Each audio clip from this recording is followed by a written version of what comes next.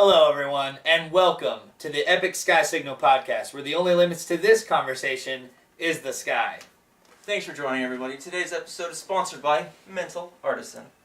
Whoop whoop! Zach, why don't you go ahead and tell us a little bit more about it? Okay, so Mental Artisan is a lifestyle brand that promotes being passionate about a skill or trade, with such things like graffiti, art, dance, acting, and music, even grandma's crocheting.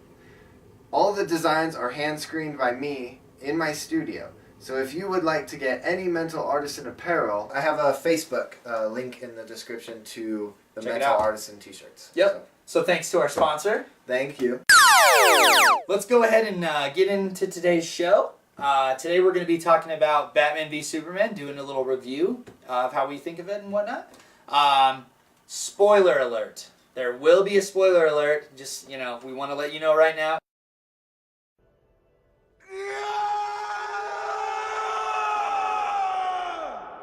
Okay, so first we're going to be talking about a couple things. We're going to break it down into characters, plot points, the storyline. We're going to break it down into cinematics, and we're each going to give our overall rating and opinion at the end. So overall score, 1 out of 10, 1 through 10. Personal whatever. enjoyment. What we thought of the movie as a whole. Yeah. So let's go ahead and start off with main characters. Obviously, you got your three iconic superheroes, Batman, Superman, Wonder Woman. Zach, why don't you start us off? Okay, with Batman, Superman, and Wonder Woman, my opinion, I loved all three of them in the movie. It was a great combination having those as the main characters. Ben Affleck as Batman, or As people have come to know him as. Batfleck.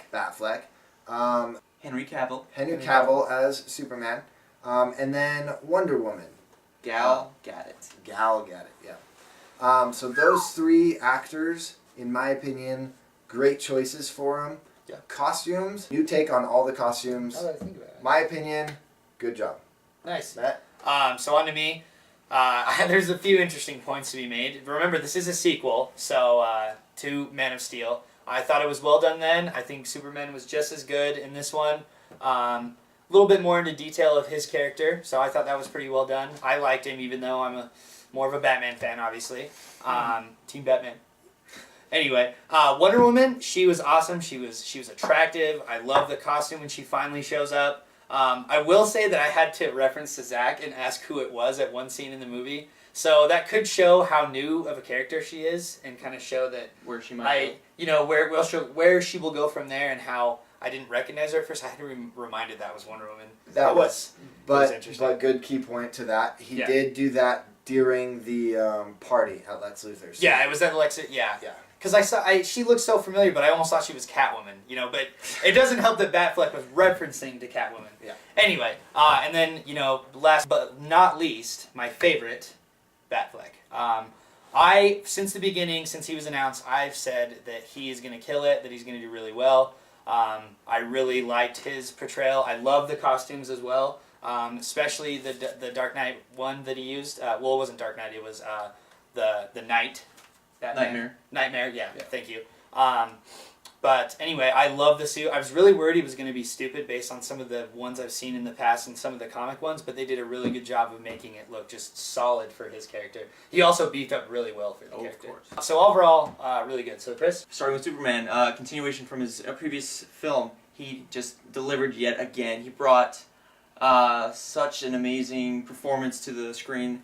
He carried the screen when he wanted to, delivered with him again. I will have to give it to Matt.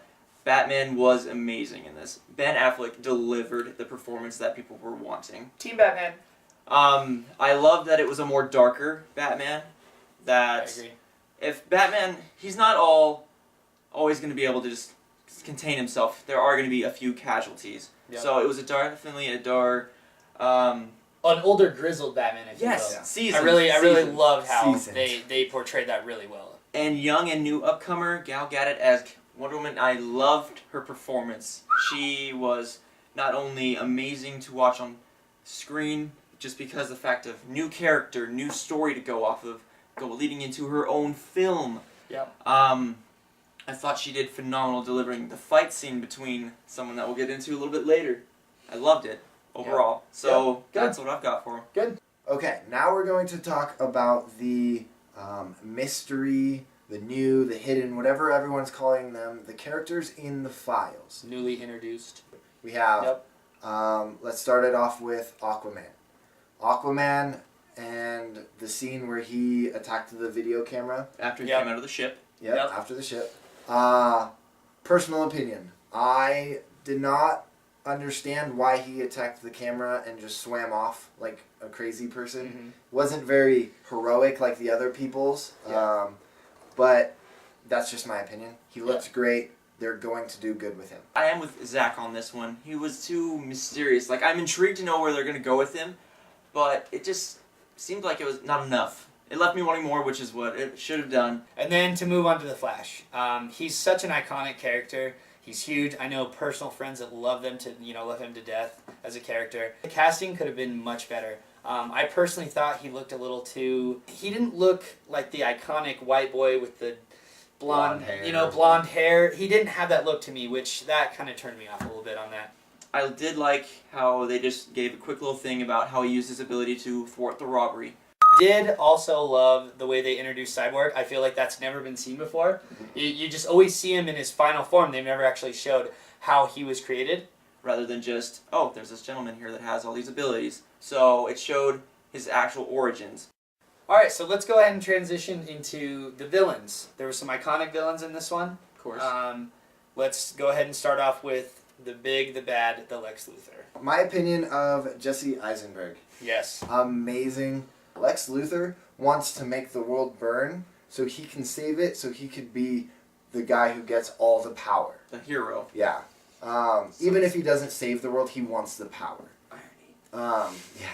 So I love how they transitioned from him, from that crazy, spoiled kid into the power-hungry kid, and then at the very end, that crazy guy, Lex Luthor, that you all know from the bald comic books. Oh, yeah.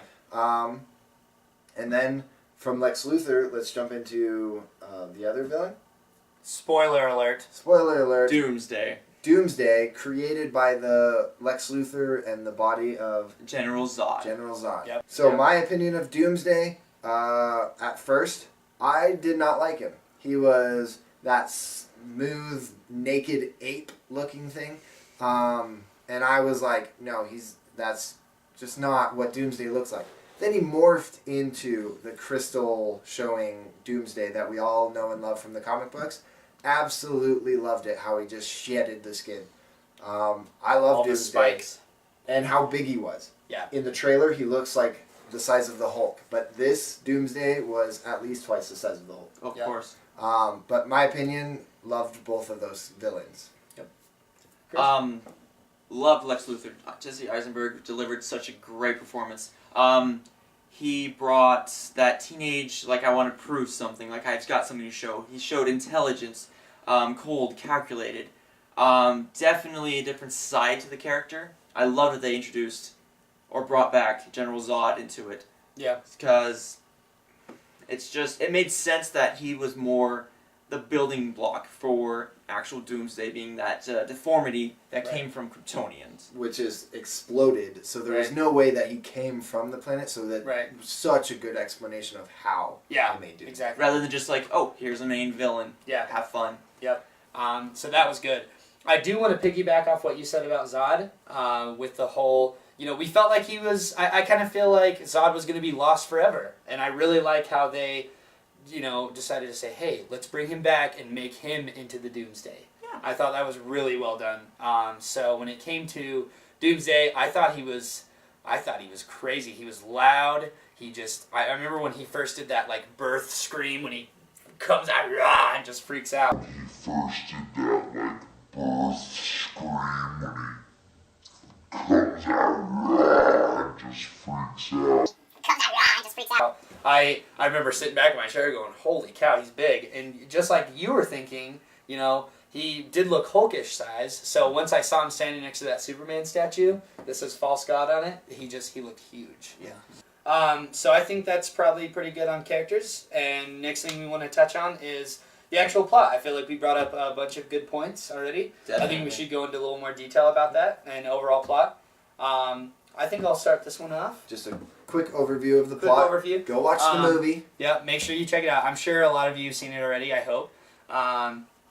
So anyway, main plot. There's a lot of people that aren't too keen on the plot of this actual movie, and I loved it. I loved the conflict between Batman and Superman was awesome. I loved how Batman sees Superman as this just huge threat. Time bomb waiting to happen. Huge threat. And his whole thing is, I've got to stop. If there's nothing else I can do in this lifetime, that it's to stop this person. He even mentions that in one scene where he says, if this might be the most important thing I do in my life. In my lifetime is to stop this being that he feels could take out everyone. And then it shows Superman and his whole, do I really want to do this Superman thing? Is it really worth it to be hated by these people and to do all this stuff? I will say I wish they added a little more Wonder Woman in there. I felt like that was a little bit of a plot breaker. I loved how she stole the Bat Tech to get all the info from the Lex Luthor computer. I loved how they did that. But she couldn't, so then it had to go back. Right, so then it had to go back to him anyway. However, they showed her in little bits and pieces like that. The plot overall, I thought it was really well done. I love how it was this big introduction to the Justice League. I think that's what it was made for, and a lot of people miss out on that point.